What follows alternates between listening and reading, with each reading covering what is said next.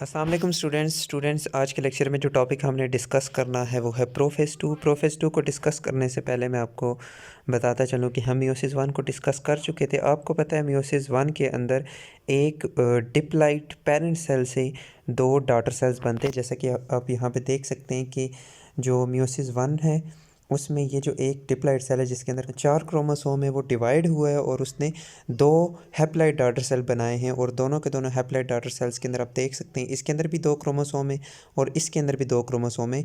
फ़र्क सिर्फ ये है कि यहाँ पे जो क्रोमोसोम है वो स्टिल डुप्लिकेटेड फॉर्म है, मतलब हर एक क्रोमोसोम का जो सिस्टर क्रोमेटिड है वो उसके साथ प्रेजेंट है, क्रोमोसोम स्टिल डुप्लिकेटेड फॉर्म में। ठीक है, तो यहाँ पे देख सकते हैं आप ये जो दो डॉटर सेल है इसके अंदर भी दो क्रोमोसोम है, इसके अंदर भी दो क्रोमोसोम है, यानी ये भी हैप्लॉइड है और ये भी हैप्लॉइड है 1n है। अब इन दोनों के अंदर होती है मियोसिस 2 और मियोसिस 2 का जो सबसे पहला फेज़ होगा वो होता है प्रोफेज़ 2।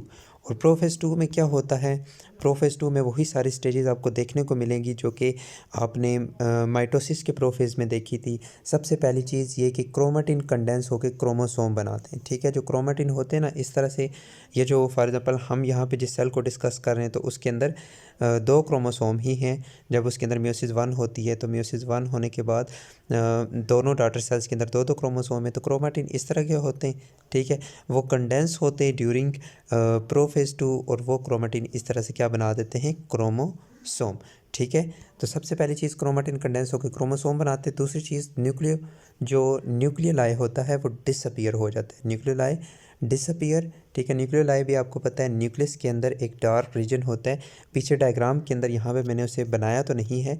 ठीक है, जब ये आप देख सकते हैं कि मियोसिस 1 होती है तो मियोसिस 1 के बाद जो दो डॉटर सेल बनते हैं यहाँ पे मैं उसको इस तरह से रेड कलर से बना देता हूँ, तो ये न्यूक्लियोलाई होता है, ये भी डिसअपीयर हो जाता है प्रोफेज़ 2 में।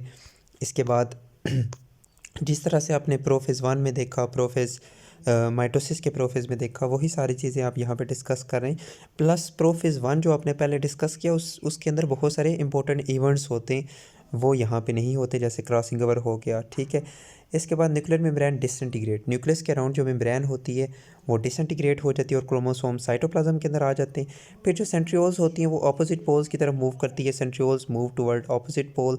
और इसके अलावा जो स्पिंडल फाइबर्स होते हैं वो सेंट्रियोल्स से निकलना शुरू हो जाते हैं। यहाँ पे आप देख सकते हैं जो सेंट्रियोल्स है वो प्रोफेज़ 2 के अंदर सेंट्रियोल्स ऑपोजिट पोल्स की तरफ पहुँच चुकी हैं और इन सेंट्रियोल्स से स्पिंडल फाइबर्स निकले हुए हैं और वो स्पिंडल फाइबर्स क्रोमोसोम की सेंट्रोमेयर के साथ अटैच हैं। ठीक है, ये होते हैं सारे इवेंट्स प्रोफेज़ 2 में।